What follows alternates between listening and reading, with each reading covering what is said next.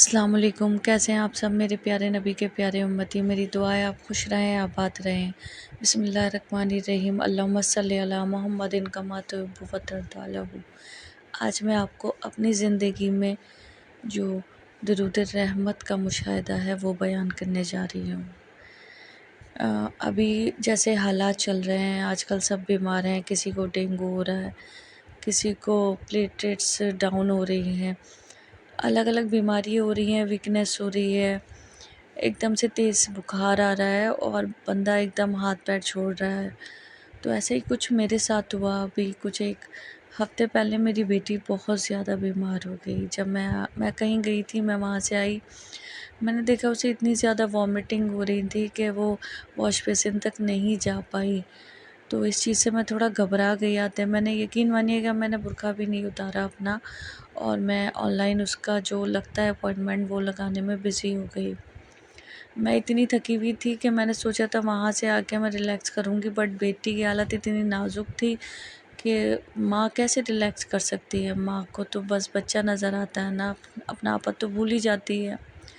तो फिर अपॉइंटमेंट लगाने के बाद जब मैं डॉक्टर को लेके गई इसको, तो फिर ये हुआ, डॉक्टर ने जब इसकी हालत देखी, इसकी सांस आने में भी प्रॉब्लम हो रही, उन्होंने मुझसे कहा कि इसे एडमिट कराओ अभी। तो मैंने कहा मैम अभी कैसे करा दूँ एडमिट? बोले नहीं, आप इसको एडमिट कराइए, इसको काफ़ी दिक्कत है और हम रिस्क नहीं ले सकते। अब जैसे उन्होंने कहा, मैंने बिना कुछ सोचे समझे डिसीज़न ले लिया इसको एडमिट कराने का। जब मैंने एडमिट करा दिया और उसके बाद जो मेडिसिन जो उन्होंने मुझे दिया, कि जो प्रोसेस होता है एडमिट जब हम कराते हैं किसी को, तो एक प्रोसेस के तहत ही चीज़ें होती हैं। तो जब मैं मेडिसिन लेने गई थी और मैं जब लाइन में लगी हुई थी, तब मेरी बेटी को वॉमिटिंग स्टार्ट हो गई। वॉमिटिंग स्टार्ट हुई ऐसे कि मुझे लाइन से हट के उसको देखना पड़ा, और यकीन मानिएगा इतनी बुरी तरीके से वो वॉमिट कर रही थी, मतलब कुछ निकल नहीं रहा था, सिर्फ ऐसा बस पानी निकल रहा था येलो। और एक तरफ मैं लाइन में लगी थी क्योंकि मुझे जल्दी मेडिसिन्स भी लेनी थी, दूसरी तरफ वो वॉमिटिंग कर रही थी, तीसरी तरफ कोई थर्ड पर्सन मेरे साथ नहीं था। तो इस बीच में बस आप यकीन मानिएगा, मेरे मेरे जो ज़बान पर था वो दरूदे कुर्ब मुस्तफ़ा था, और मैं वो पढ़े जा रही थी। मैं बेतादाद उसको पढ़ रही थी और अल्लाह से मदद मांग रही थी।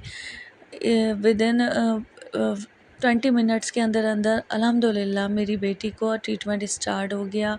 इतनी तेज़ी से चीज़ें हुई, जो वार्ड बॉय, जो नर्सेज इधर उधर बिज़ी थे, वो सब लोग अपना अपना काम छोड़ के सिर्फ मेरी ही तरफ ध्यान उनका हो गया, मेरी बेटी की तरफ उनका ध्यान हो गया।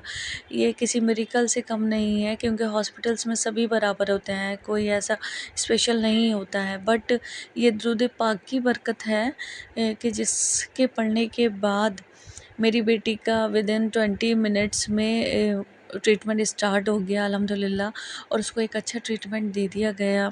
इसके बाद मैंने एक दिन 24 घंटे में उसको डिस्चार्ज भी मिल गया, लेकिन इस 24 घंटे के अंदर अंदर मैंने दरूद रहमत पढ़ा। तो दरूद रहमत की जो मेरी तादाद थी वो 40,000 थी, लेकिन इस 40,000 तादाद में अल्हम्दुलिल्लाह जो डिस्चार्ज नहीं हो पा रहे हैं लोग, 15-15 दिन तक हॉस्पिटल्स में हैं, एक हफ़्ते तक हॉस्पिटल्स में हैं। मेरी बेटी जो इतनी सीरियस कंडीशन में थी, वो 24 घंटे के अंदर अंदर उसकी रिपोर्ट बिल्कुल मतलब पॉजिटिव आई, नेगेटिव आई सॉरी।